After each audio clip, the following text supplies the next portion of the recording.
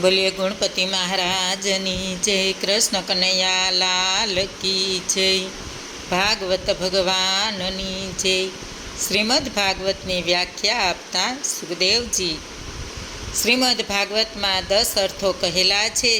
જેમ કે સર્ગ, વિસર્ગ, સ્થાન, પોષણ, ઉક્તિ, મન્વંતર, ઈશાનું, કથા, નિરોધ, મુક્તિ તથા આશ્રય એ 10મું આશ્રય. આત્મા તત્વનું જ્ઞાન થવા માટે જ 9 અર્થોના સ્વરૂપે ભાગવતમાં વિવિધ વ્યાખ્યાઓ વડે વેદને અનુસરીને વર્ણવે છે. પરમાત્મામાંથી સત્વાદિ ગુણોના પરિણામે પંચભૂતો, 5 તન્માત્રાઓ, મહતત્વ, ઇન્દ્રિયો અને અહમ ઉત્પત્તિ થાય છે. તે સર્ગ કહેવાય છે. વિરાટ પુરુષે સર્જેલી સ્થાવર જંગમ સૃષ્ટિને વિસર્ગ કહેવાય છે. સર્જાયેલા પ્રાણીઓ મર્યાદા પ્રમાણે પાલન કરવાથી વિષ્ણુ ભગવાનનું આધિપત્ય સિદ્ધ થાય છે, તેને સ્થાન કહેવાય છે. ભગવાનનો ભક્ત પર અનુગ્રહ તે પોષણ. ભગવાનના અનુગ્રહનો પાત્ર તથા મન્વંતરોના અધિપતિ શ્રેષ્ઠ પુરુષોનો ઉત્તમ ધર્મ છે, તે મન્વંતર. કર્મોની વાસનાઓ તે ઉન્નતિ. ભગવાનના ચરિત્ર તથા શ્રી હરિકીર્તનોમાં આખ્યાનોની શ્રેષ્ઠ કથાઓ તે ઈશાનું કથા. શ્રી હરિની યોગેન્દ્ર પાછળ જીવાત્માઓનું ઉપાધિઓ સહિત લય થવું તે નિરોધ. જીવાત્માનું બ્રહ્મ સ્વરૂપે રહેલું તે યુક્તિ. જેના વડે જગતની સૃષ્ટિને લય થાય તે આશ્રય. પરબ્રહ્મ કે પરમાત્મા કહેવાય છે. આધ્યાત્મિક અને આધિદેવી કે બંને ભેદ જેનાથી જણાય છે તે આધિ ભૌતિક દેહ. જીવને ઉપાધિ રૂપ છે, અર્થાત ઇન્દ્રિયોને તે પરમાત્મા. ઇન્દ્રિયોના દેવો તે અધિદેવ અને દેહ અધિદ્રશ્ય વસ્તુ તે અધિભૂત કહેવાય છે. એ ત્રણેયને પરસ્પરનો આશ્રય છે, તે આત્મામાંથી નોખો છે. બ્રહ્માંડને ભેદીને વિરાટ પુરુષ જ્યારે બહાર નીકળ્યા હતા ત્યારે નિવાસ માટે તેમને પવિત્ર જળ ઉત્પન્ન કર્યું હતું. પછી પોતે સર્જેલા તે જળમાં તે 1000 વર્ષ રહ્યા હતા, તેથી તે નારાયણ કહેવાયા. કેમ કે નરથી ઉત્પન્ન થયેલું જળ તે નાર. નાર જેમનું રહેઠાણ છે તે નારાયણ કહેવાય. નારાયણે યોગાન્દ્રીમાંથી ઉઠીને સુવર્ણ સમાન અત્યંત પ્રકાશિત પોતાના શરીરને માયા વડે આધિદેવ, આધ્યાત્મકને અધિભૂત એમ 3 પ્રકારે સર્જ્યું. પછી શક્તિરૂપ સૂક્ષ્મ સ્વરૂપથી સૂત્રાત્મા નામે પ્રાણ થયો. એ પ્રાણ વિરાટ પુરુષ પ્રભુના દેહમાં પોતાની ક્રિયા કરવા લાગ્યો, એટલે સુધા તથા તૃષ્ણા થયા. પછી તે પુરુષને ખાવાની તથા જળ પીવાની ઈચ્છા થઈ, એટલે તેમનું મુખ તાળવું જીહ્વ થઈ. પછી અનેક પ્રકારના રસો થયા. જીહ્વાના અધિષ્ઠતા વરુણદેવ થયા. પછી વિરાટને બોલવાની ઈચ્છા થતાં વાક ઇન્દ્રિય પ્રગટ થઈ. વાયુની અવર જવર માટે નાકના 2 છિદ્રો થયા. પછી નાસિકામાં ગંધ પારખનાર ઘ્રાણા ઇન્દ્રિય થઈ. તે પછી 2 નેત્રો, 2 કર્ણ, ચામડી, સ્પર્શેન્દ્રિયો, 2 હાથ, 2 પગ વગેરે થયા. રતિ સુખ માટે લિંગ પુરુષ ચિહ્ન થયું. હૃદય થયું. મનની ઇન્દ્રિયને તેના દેવ ચંદ્ર ઉત્પન્ન થયા. માંસ, લોહી, મેદ, મજ્જા, હાડકાં, સ્થૂળ ત્વચા અને સૂક્ષ્મ ચામડી એ 7 ધાતુઓ પૃથ્વી, જળ ને વાયુની પ્રાણવાયુ થયો છે. આમ ભગવાનનું સ્વરૂપ સ્થૂળ સ્વરૂપ મેં તમને કહ્યું. આ સ્વરૂપ બહારના ભાગમાં પૃથ્વી, જળ, તેજ, વાયુ, આકાશ, મહતત્વ, અહંકાર ને પ્રકૃતિ એમ 8 અવયવોમાં વેચાયેલું છે. સ્થૂળ સ્વરૂપથી બીજું અત્યંત સૂક્ષ્મ સ્વરૂપ લિંગ શરીર છે, તે સ્થૂળ સ્વરૂપનું કારણ હોય અદ્વિતીય છે. મેં તમારી સમક્ષ ભગવાનના બંને સ્વરૂપો વર્ણવ્યા. બંને માયાથી જ બનેલા છે. ભગવાન તો માયાથી પર છે, સઘળી ક્રિયાઓથી રહિત છે, છતાં માયાથી ક્રિયાયુક્ત છે. પ્રજાપતિઓ, મનુઓ, દેવો, ઋષિઓ, પ્રાણીઓ, પશુ પક્ષીઓ અને સ્થાવર જંગમ 2 પ્રકારના પ્રાણીઓને ભગવાન સર્જે છે. હે રાજન, ઉત્તમ, મધ્ય અને નીચ એ સર્વ જાતિઓ પૂર્ણ પાપ તથા પુણ્ય પાપ મિશ્ર કર્મોનું ફળ છે. દેવ, મનુષ્ય તથા નારકી 3 ગતિઓ થાય છે. શ્રી વિષ્ણુ જગતનું પોષણ કરે છે. પ્રલય કાળે પ્રલયકાળના અગ્નિ તથા રુદ્રનું સ્વરૂપ ધારણ કરીને પોતે જ ઉત્પન્ન કરેલા જગતનો વાયુ જેમ મેઘમંડળમાં નાશ કરે છે તેમ નાશ કરે છે. હે પરીક્ષિત રાજા, પરમ ઐશ્વર્યવાળા ભગવાન સ્રષ્ટા પાલકને સહારક છે. સોનક કહે છે, હે સુતજી, તમે અમને કે ભગવાનના ભક્તોમાં શ્રેષ્ઠ વિદુરજી સગાવાલાનો ત્યાગ કરીને પૃથ્વીના તીર્થમાં યાત્રાથી ફર્યા. મૈત્રેય ઋષિ સાથે તેમનો આધ્યાત્મિક સંવાદ થયો હતો. મૈત્રેય ભગવાને તેમને કહ્યું, તત્વગાન કહેલું એ વિદુરજીનું ચરિત્ર અમને કહો. તેમણે શા માટે સગાવાલાને છોડ્યા હતા? તે શા માટે પાછા હસ્તિનાપુરમાં આવ્યા હતા? સુતજી કહે, પરીક્ષિત રાજા, ઉપરના પ્રશ્નો પરથી મહર્ષિ સુખદેવજીએ તેમને જે કહ્યું હતું તે હવે પછી 3જા સ્કંદમાં કહીશ. ચંચળ મનને ભગવત કથા વડે નાથવાની રીત. જે હોય તે નહીં દેખાય ને નહીં હોય તે દેખાય, આ ઈશ્વર છે. સત્ય પરમાત્માનું અલૌકિક નામ છે. વિશ્વના બધા લોકોમાં સદગુરુને ઈશ્વરના દર્શન થાય છે. જે અધિકારી શિષ્ય હોય તેને જ આ જન્મમાં સદગુરુ મળે છે. પરીક્ષિત રાજા એવા અધિકારી હતા, તેથી તેમને મુનિવર્ય સુખદેવજી આવી મળ્યા છે. વ્યાસ ભગવાન શ્રેષ્ઠ ગુરુ છે. પરમાત્માનું બીજું નામ સંત છે. જગતના સર્વજનોમાં ભગવાનના દર્શન કરે તે સદગુરુ. અધિકાર સિદ્ધ થયા પછી તે સદગુરુને શોધવાની આવશ્યકતા નથી. સદગુરુ જ અધિકારી શિષ્યને શોધતા આવે છે. રાજા પરીક્ષિતનો અધિકાર સિદ્ધ થતાં જ સુખદેવજીએ તેના શિર પર પોતાનો હાથ મૂકીને તેને અત્યંત તેજસ્વી ભગવાનના દર્શન કરાવ્યા હતા. વિશ્વના જેટલા સંતો મહાત્માઓ થયા છે તેમના ભૌતિક શરીર આજે ભલે નથી, પણ એમનું આધ્યાત્મિક શરીર કાયમ જ જગતના વાયુમંડળમાં વિચરતું રહે છે. તે હંમેશા શિષ્યની શોધમાં રહે છે. પરમાત્મા પછી એ લાયક સદગુરુ શ્રેષ્ઠ હોવાનું કહીએ તો તે ખોટું નથી. પરમેશ્વર સંસારની એવી રચના કરી છે કે એ સર્વ જીવો ભક્તિ કરી શકતા નથી. માતા પિતા જે જન્મ આપે છે તે તો સામાન્ય જન્મ છે. સદગુરુ મળ્યા પછી મનુષ્યનું પવિત્ર જીવનનો આરંભ થાય છે. સદગુરુ સદશિષ્યનું સર્વદા સર્વ રીતે રક્ષણ કરે છે. પિતા તુલ્ય સંબંધમાં સ્વાર્થ જ રહેલો છે, જ્યારે ગુરુ શિષ્યના સંબંધ નિસ્વાર્થ છે. જે ગુરુને શિષ્યમાં સ્વાર્થ હોય તો તે સાચો ગુરુ નથી. એક સદગુરુની વાત છે. તે સદગુરુ પોતાના શિષ્ય સાથે જંગલમાં એક વૃક્ષ તળે રહે છે. શિષ્ય ઊંઘી ગયો છે. ગુરુજી ધ્યાનમાં લીન છે. એટલામાં ત્યાં એક સાપ આવે છે.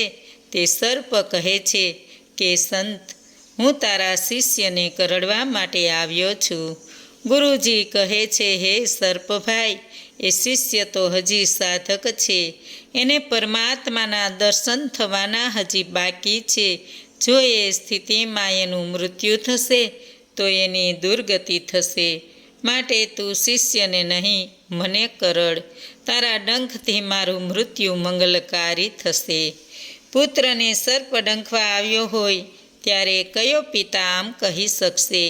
પિતા પુત્રના સંબંધમાં સ્વાર્થ રહેલો છે. જ્યારે ગુરુ શિષ્યનો સંબંધ નિસ્વાર્થ હોય છે. પરીક્ષિત રાજાના જીવનમાં 5 પ્રકારની શુદ્ધિ વણાઈ ગઈ છે: માતૃ શુદ્ધિ, પિતૃ શુદ્ધિ, દ્રવ્ય શુદ્ધિ, અન્ન શુદ્ધિ અને અન્ન શુદ્ધિ. સદગુરુ ને પરમાત્મા બંને એક જ તત્વ છે. બંને વ્યાપક સ્વરૂપે છે. વ્યાપક તત્વને શોધવાની જરૂર નથી, પરંતુ એને ઓળખવાની જરૂર છે. અધિકારી વ્યક્તિને જ ગુરુ પ્રાપ્ત થાય છે, સદગુરુ મળે છે. સાધુ સંત થવા માટે મનની શુદ્ધિની જરૂર છે. મનની ક્રાંતિ જરૂરી છે. સંત થયા વગર સંતને પીછાણી શકાતો નથી.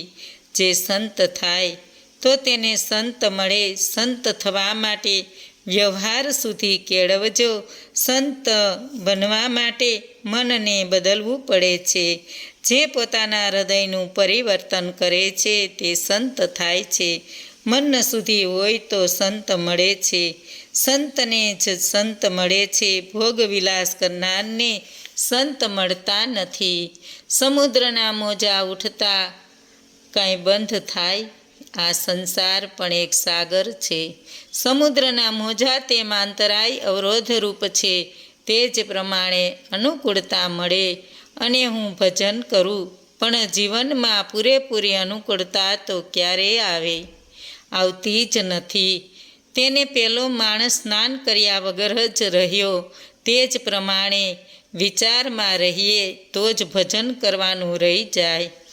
જીવનમાં અડચણો અવરોધો તો આવતા જ રહે, પણ જીવન લક્ષ્યને વિસરશો નહીં.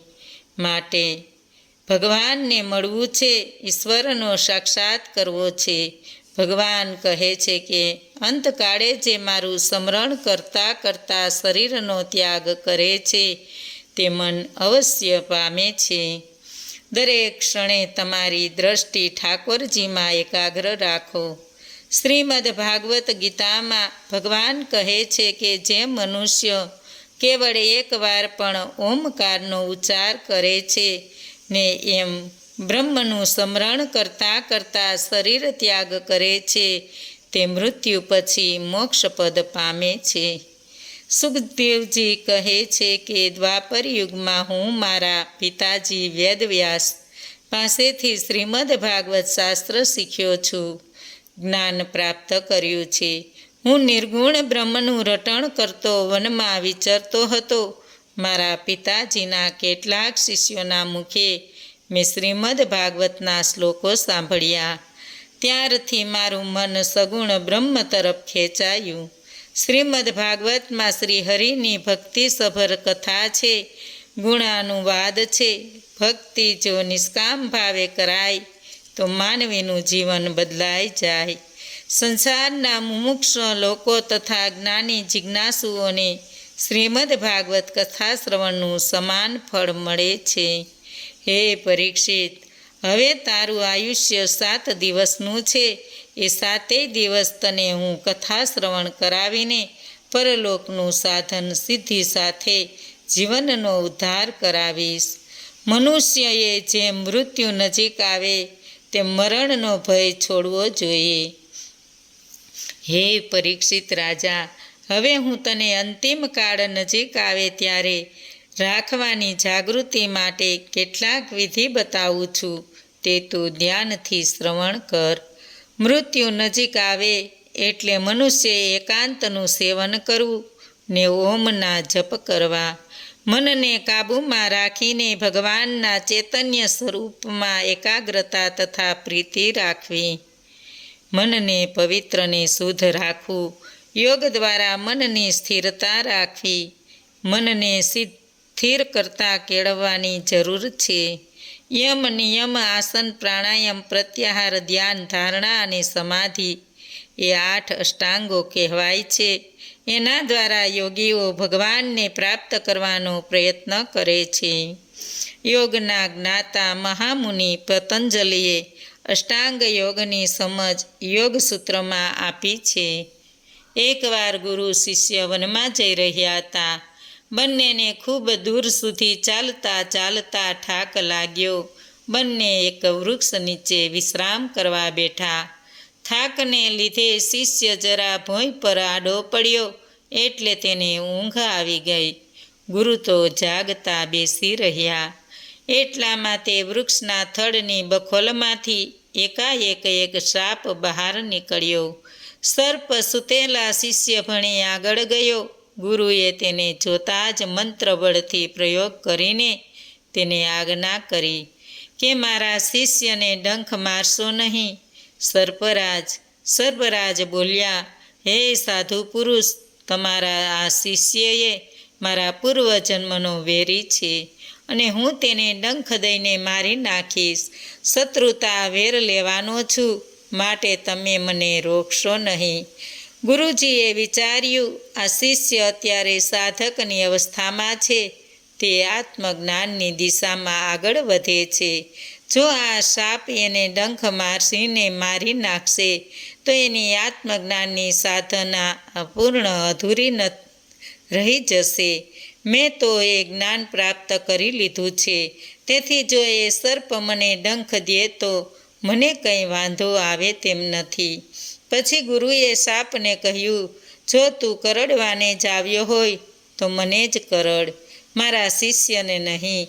મેં તો ભગવદ્ ભક્તિ સંપૂર્ણ મેળવી જ લીધી છે, એટલે મારું જીવન તું લઈ લે ભાઈ.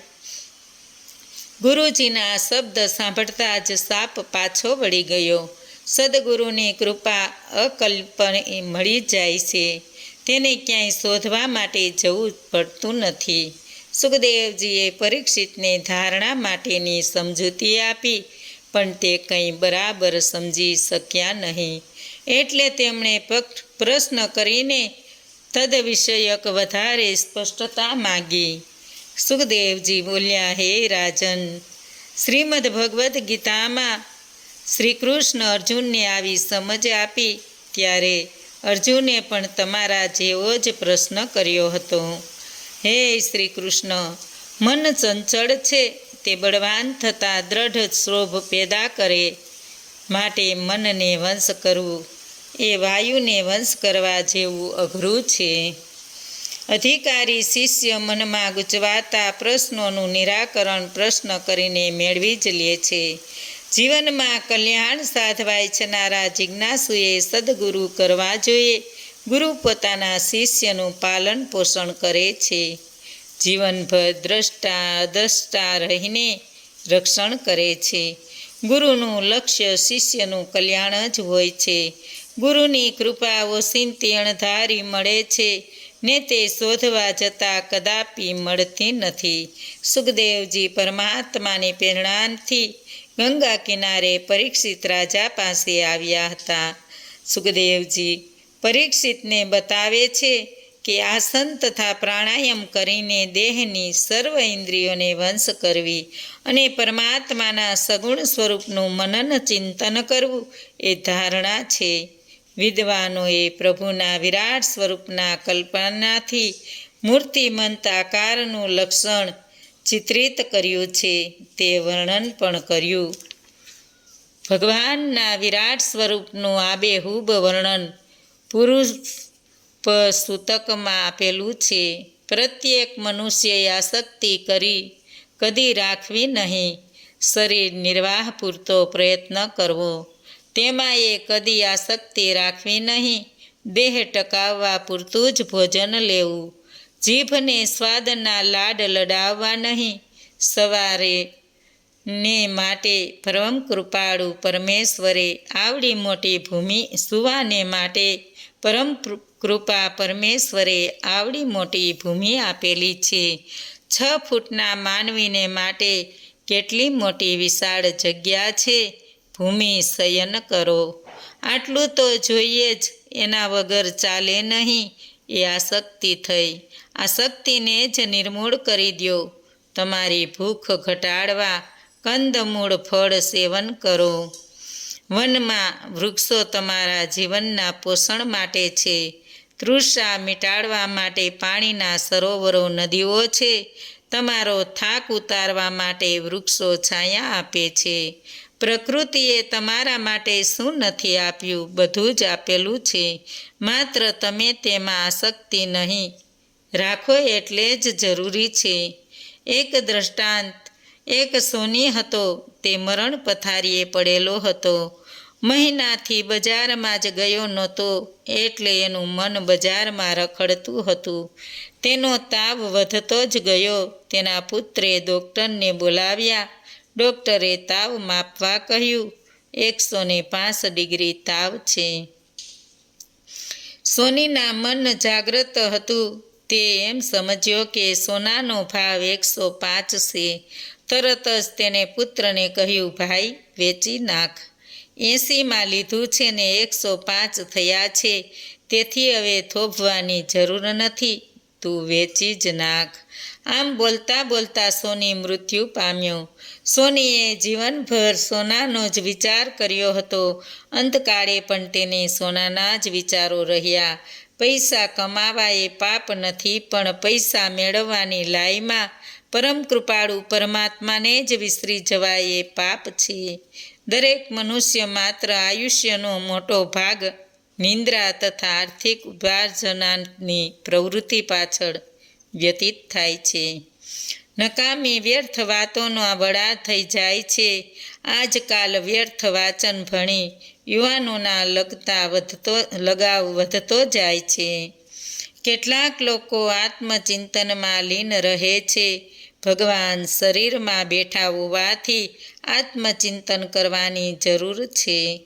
જે આત્મચિંતન કરે છે તેને કર્તવ્યની સમજૂતીની આવશ્યકતા નથી. પ્રભુમય થઈ ભગવાનમાં લીન રહેવું એ જ સાચી ભક્તિ છે. હે રાજન, યોગીજનોને દેશકાળ બંધન કદી નડતા નથી.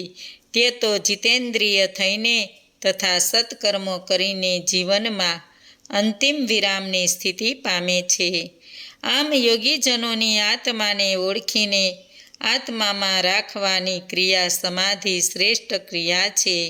જેનું ચિત્ત શ્રીહરિની દિવ્ય મૂર્તિમાં લીન થાય છે, તેને તત્કાલ મુક્તિ પ્રાપ્ત થાય છે. શ્રીહરિની ચિન્મય મૂર્તિમાં જેનું મન લાગતું નથી, તેને મુક્તિ ભણી ધીમે ધીમે મનને દોરી જવું જોઈએ. મનની સમક્ષ ભગવાનની મૂર્તિ સિવાય બીજી કોઈ વસ્તુ ન દેખાતી હોય તો તે શ્રીહરિમાં એકલીન થઈ જાય છે. સર્વ સંતો કહે છે કે ભગવદ ધર્મ, અષ્ટાંગ યોગ, ભક્તિ તથા જ્ઞાન, આ ચારેય તત્વ સેવવાથી જે ગતિ પ્રાપ્ત થાય છે તે ગતિ કર્મ દ્વારા સુધા મળતી નથી. જે આવી ભગવદ ભક્તિ પામે છે તેને પુનઃ આ સંસારમાં આવાગમનના ફેરા રહેતા નથી. માનવીના મનમાં રહેલી સર્વ પ્રકારની કામનાઓ જ્યારે છૂટવા માંડે ત્યારે જ તે અમરપદ નજીક પહોંચીને બ્રહ્મની સ્થિતિ મેળવે છે. આ પ્રમાણે તેમણે રાજા પરીક્ષિતને ભક્તિ યોગોની મહિમા સમજાવ્યો. જે મનુષ્ય આ ભક્તિ યોગની કથા શ્રવણ કરે છે તેમના તન અને મન પવિત્ર થાય છે. અંતે તેમને ભગવત ચરણમાં સ્થાન મળે છે. પરમાત્માનું રટણ કરતાં કરતાં જીવ ઈશ્વરમાં મળી જાય છે. જીવ ભગવાનને કહે છે કે તું તમારો, હું તમારો, તો એ સંબંધ અધૂરો છે. પણ ઈશ્વર જ્યારે જીવને કહે છે કે તું મારો છે, તો એ સંબંધ પાકો સંપૂર્ણ થાય છે. ભગવાનનું ભજન એકાંતમાં કરો. એકાંત મનને જલ્દી એકાગ્ર બનાવે છે. એકાંત એક અંત, એક જ ઈશ્વરમાં સર્વનો અંત કરવાનો એ એકાંત. એકમ અદ્વિતીયમ ઈશ્વરમ. મનને એકાગ્ર કરવાને માટે એકાંતમાં રહેવાની જરૂર છે.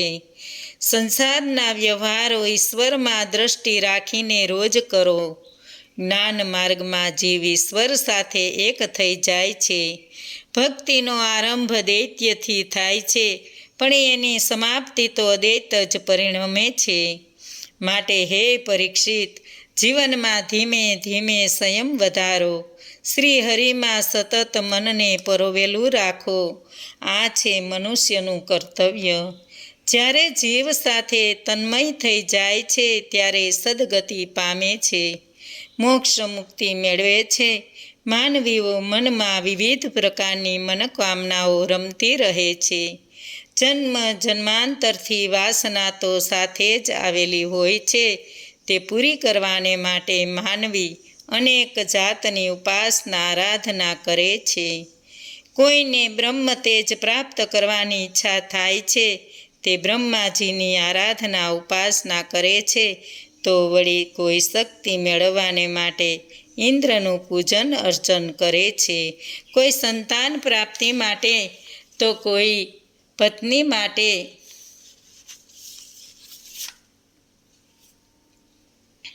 બોલો કૃષ્ણ કનૈયા લાલ કી જય.